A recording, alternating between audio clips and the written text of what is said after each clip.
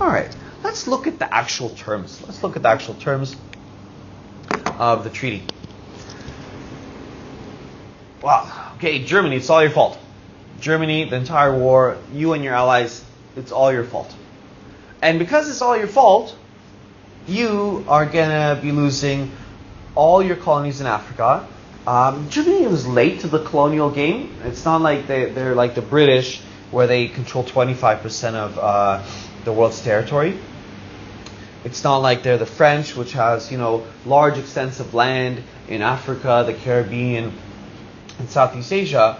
But it's not insignificant what they had. In modern countries in Africa, I don't have them all off the top of my head, but Uganda, Cameroon, Namibia were German territories. Tanzania, German territory. That's a significant amount of land, a significant amount of resources as well. In Asia, you have, for instance, Papua New Guinea, was also the property of the Germans, and Germany, you're losing all that.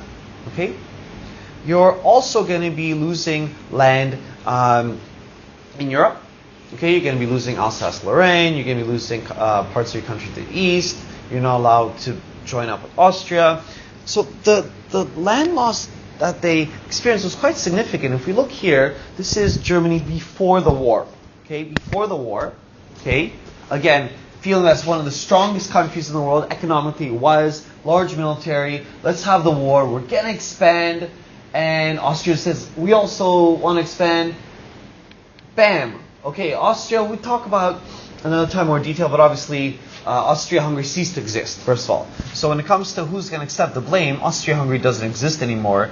You have it split amongst many different countries that did get their right to self-determination again. Hey, my country, it's back. We ceased to exist for 100 years. The Polish people, this is an example of self-determination. The Polish people never wanted to be part of Germany, we're part of Austria, we're part of Russia. We never wanted that. We wanted our own country. This is what we mean by self-determination. We exist. And these other countries also wanted their own lands. So for Germany, you can see, though, that quite significant losses. First, you have this Polish corridor, which basically cuts Germany in a nice slice down the line. Okay? So it just cuts Germany right down the line. Okay? It lost its rich territories in Alsace-Lorraine, lost some territories here to Denmark. Quite significant territorial losses. These are rich areas too. Sometimes it looks like, they just lost a little bit of land here. But these are rich lands. Okay, rich farming lands, rich industrial lands here, resource rich. So, quite significant losses for Germany. Okay? The Rhineland as well would have been occupied. So this stays as German territory. They're not losing it, but the Allies are going to occupy it. So it's your country, but we're going to occupy it. You're not allowed to have any soldiers in there. So it's kind of like an early warning system in case Germany ever decides to invade again. France has, a nice couple 100-kilometer warning system that, hey, they're coming. Okay, so quite significant losses for Germany in terms of territory. Okay.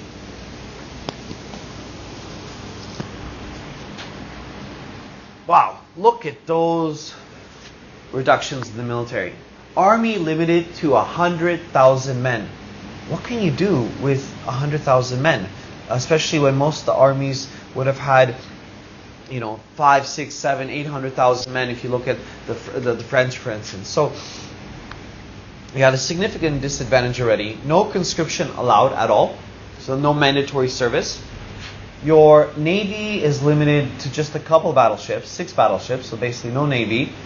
And the real killer, if you ask me, no air force allowed. In any modern war, basically, especially after World War I. So by the time World War II, this is just the golden rule. Who controls the air has won the war. If you control the air over a country, they're defenseless. They might have a much larger army. You could just rain bombs on them all day, every day, 24 hours a day, 7 days a week, until there's rubble, and then you go in with your army. No tanks, no submarines. Again, the Rhineland is to be demilitarized. But even the rest of Germany, you can see that this is an army that is basically, tiny. It's ineffective. You can't defend yourself with this kind of an army. And finally, our last term, they had to pay for everything. Okay, they had to pay for every single brick damage during World War One. Let's just look at the number: 96 million kilograms of gold. In today's currency, 1 kilogram of gold is $40,000. Imagine how much 96 million kilograms of gold is going to cost you. Okay, so just some things to keep in mind. How were people impacted by the treaty? How did they feel? Well, the territorial reductions meant Germany lost a lot of prestige. It lost its international reputation. It really felt like it was becoming an expanding power, and losing all these territories made it just lose pride. It also lost a lot of money because you're losing a lot of resource-rich lands. You're also bringing in resource from their colonies, and this damaged the German economy.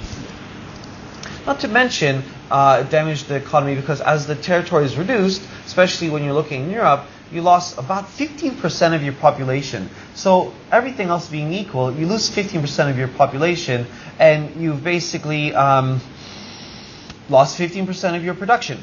Right? So right there, that's going to be an issue. When you add the loss of prestige, you have the 15% less in terms of population there for production, and you add the fact that you're losing all these rich areas. That's going to have significant economic impacts to Germany. Germany becomes therefore a shell of its former self. I mean, the military ineffectiveness cannot be overstated. Without an air force, with basically no navy, with a tin soldier army, this country could not defend itself. Now you could make the argument, fine, this is so you will never attack again. You are the aggressor, so we're just trying to keep you down. But on the flip side, I can never defend myself again either. And what happens if in 10, 15 years the French or the British or the Russians decide, hey, the German territory looks very nice. Why don't I start taking it? Why don't I send my planes over and start bombing and decide what I want to take after? Well, basically the Germans are left at the whims of these kind of powers.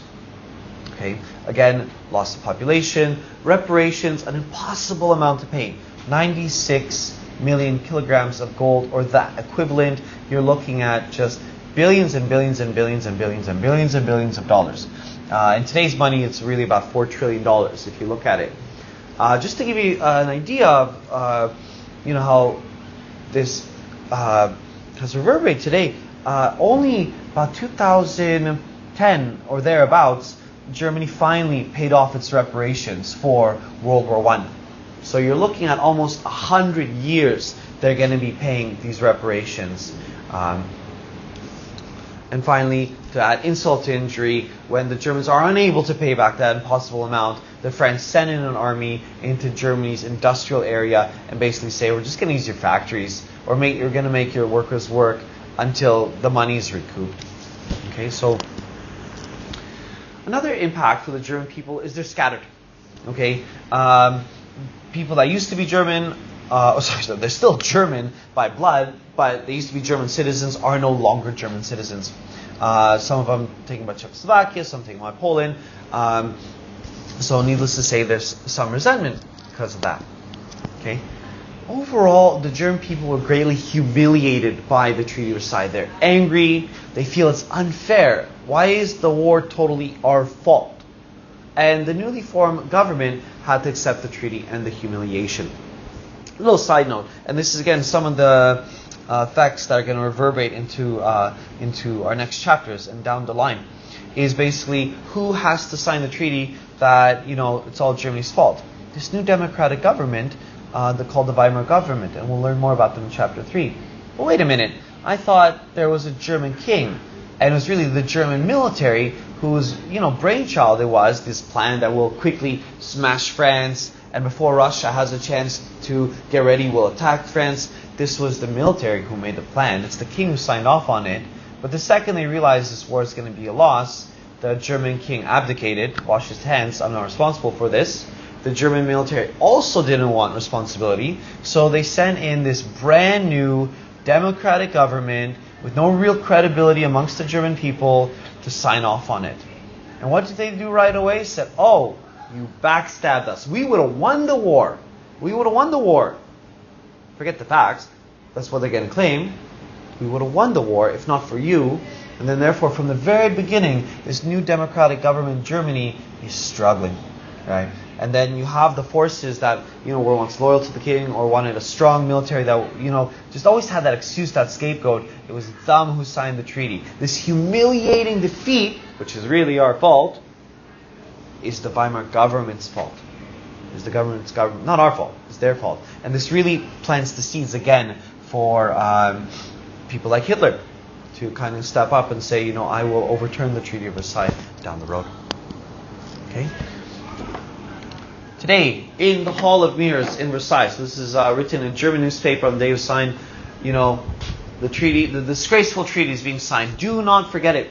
Do not forget it. The German people will press forward. We will reconquer the place among nations which we deserve. Again, we go back to that pride. We're a strong and powerful country. It's not just the land we want back. It's not just the money. We want our place among nations. And again, Germany today is a top 5 economic power in 2019. So again, it's not just that they have senseless pride in their country. This is a strong economy. We will get revenge for this shame. And again, ominous words, and a sign of what's to come. So how did German people react? And this is something I'd like you to think about a little bit. I'd like you to put yourself in the shoes of someone. So I like this activity. It's called stepping inside.